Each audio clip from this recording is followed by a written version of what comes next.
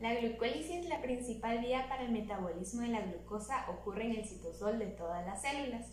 Es singular porque puede funcionar tanto de manera aerobia como anaerobia, según la disponibilidad de oxígeno y la cadena transportadora de electrones. La glucólisis está dividida en 10 reacciones.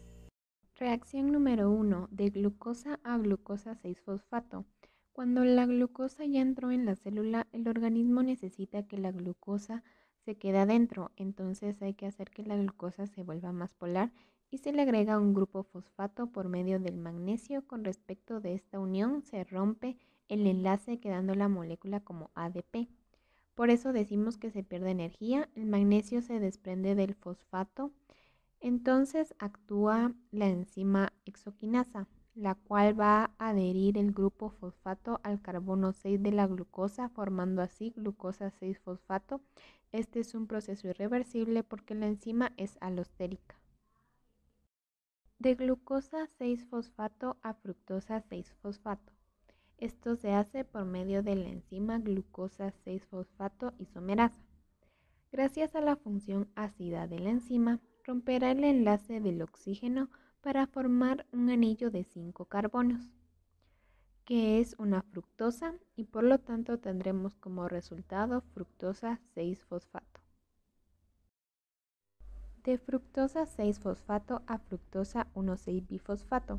Aquí ocurre una fosforilación utilizando magnesio. El magnesio se adhiere al fosfato de la molécula de ATP y lo convierte en ADP.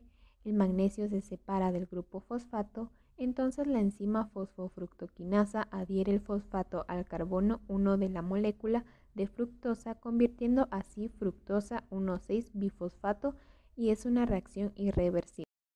Esta es mi maqueta acerca de la glucólisis, específicamente la etapa 4, 5 y 6. La fructosa 1,6-bisfosfato se divide en dos fragmentos de 3 átomos de carbono. En este caso, la reacción de escisión es el inverso de una condensación aldólica y la enzima que cataliza se llama aldolasa. Ahora en la etapa número 5, la hidroxiacetona fosfato se convierte en gliceraldehído 3-fosfato. La enzima que cataliza esta reacción es una triosafosfato isomerasa. Ya se produjo una molécula de gliceraldehído 3-fosfato mediante la reacción de la aldolasa. Ahora se produce una segunda molécula de gliceraldehído 3-fosfato en la reacción de la triosafosfato isomerasa.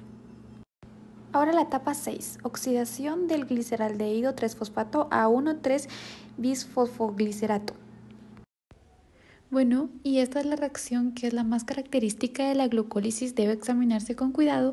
Consiste en la adición de un grupo de fosfato al gliceraldehído 3-fosfato y al mismo tiempo se produce una reacción de transferencia de electrones de gliceraldehído 3-fosfato al nicotinamida adenina dinucleótida. Últimas reacciones de la glucólisis. El 1,3-bisfosfoglicerato pasa a 3-fosfoglicerato por acción de la quinasa. Se obtiene un fosfato en el carbono 1 y en el carbono 3 para solo tenerlo en el carbono 3, y ese fosfato se cede al ADP para producir la primera molécula de ATP. Y ese 3-fosfoglicerato pasa a 3-fosfoglicerato por acción de la mutasa. Estas solo cambian de posición. Primero estaba en el carbono 3, luego en el carbono 2. El 2-fosfoglicerato pasa a fosfoenolpiruvato por la enolasa, liberando agua. El fosfoenolpiruvato pasa a piruvato por acción de la quinasa y se cede el fosfato al ADP para producir la segunda molécula de ATP. Entra una molécula de glucosa y sale dos moléculas de piruvato, una por la aldolasa y otra por la isomerasa. Esta la podemos dividir en dos partes, en la que se invierte energía, en la que entra la glucosa y sale como fructosa 1,6-bisfosfato catalizada por la exoquinasa, la isomerasa y la quinasa.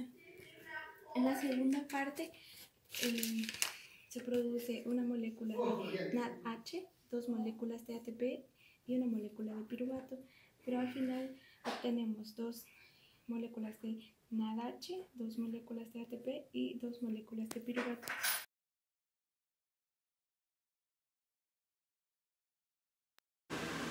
Ciclo de Krebs, ciclo del ácido cítrico o tricarboxílico. Se le llama así porque tiene 3 grupos carboxilos. Ocurre en la matriz mitocondrial, en donde los actores serán glucosa, que es la que le vamos a sacar la energía, enzimas, que serán los trabajadores los que sacarán la energía a la glucosa y que serán guardados en 3 paquetes de energías, los cuales son ATP, FADH y NADH. En el ciclo de Krebs hay 3 tipos de enzimas, las cuales son deshidrogenasas con sus reacciones NAD y FAD, las hidratasas cuando involucren una molécula de agua y sintetasas cuando involucren el ATP o el GTP. Son 8 reacciones las que tiene el ciclo de Krebs. La primera reacción, el oxalacetato tiene 4 carbonos y un acetil coenzima A tiene 2 carbonos. Estas moléculas se enlazan, es decir, ocurre una fusión. La reacción número 2, el citrato, la molécula OH se acomoda al otro lado, de esta manera se estabiliza y se convierte en cis-aconitato, luego se invierte y rápidamente se convierte en D-isocitrato. Por eso es que se considera solo una reacción. La reacción número 3 llega con un NADH para cargarlo y necesita 3 átomos de hidrógeno y le va a quitar 2 de hidrógeno y su paquete de energía se llamará NADH más H, pero lo estabiliza y tiene que hacer el cuarto enlace con el oxígeno para volver a estabilizarlo y robar un grupo carboxílico completo con un CO2 y se convierte en alfacetato glutarato. La reacción número 4 llega a otra enzima con otro paquete y le roba 2 hidrógenos a la primera reacción, es decir, la coenzima A se queda sin sus hidrógenos para que el paquete de energía de esta reacción sea nada más NADH más H y le quita el alfacetato glutarato para convertirlo en succinil-coenzima. Reacción 5, llega a la enzima 5 y trae un paquete de energía más pequeño llamado GDP, acompañado de una molécula llamada fósforo inorgánico. Pero no enlaza bien porque tiene 4 oxígenos y solo se necesita 3, lo que convierte al GDP en GTP y se llamará succinato. La reacción número 6, la molécula de succinato ya está muy débil, por lo que llega la enzima 6 con otro paquete de energía llamado FAD y para que esté cargado necesita 2 hidrógenos y el paquete se convierte en FADH más H y se coloca 2 enlaces para que pueda convertirse en fumarato. Reacción 7, llega la enzima 7, lo cual el fumarato ya está muy débil y se le regala una molécula de agua dividida en 2 carbonos convirtiéndose en malato. La reacción 8, llega la enzima 8 con un paquete NAD listo para cargarlo, quitándole así 2 hidrógenos al malato para que se pueda recuperar y hacer un enlace con el oxígeno y así se pueda estabilizar y se convierte en oxalacetato. Por eso es que se le llama ciclo de Krebs porque se vuelve a empezar el ciclo de nuevo con el oxalacetato. Transporte electrónico y fosforilación oxidativa. La fosforilación oxidativa es el proceso mediante se oxidan las moléculas de NADH y FADH2, en donde transfieren sus electrones al O2 y la energía resultante es aprovechada en forma de síntesis de ATP. La fosforilación oxidativa tiene lugar en la mitocondria y se escucha muy simple en cuanto a concepto, pero es muy compleja en cuanto al mecanismo.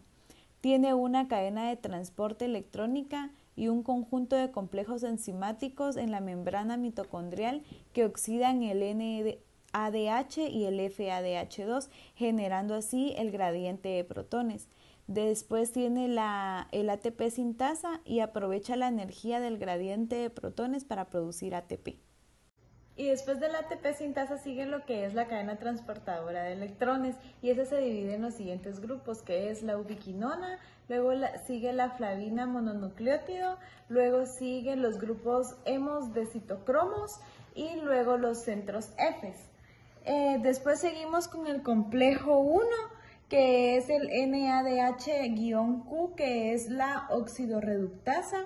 Después sigue el complejo 2, que es el succionato-Q reductasa. Luego el complejo 3, que es el Q-citocromo C, que es la oxidorreductasa. Y luego el complejo 4, que es el citocromo C, que es la oxidasa.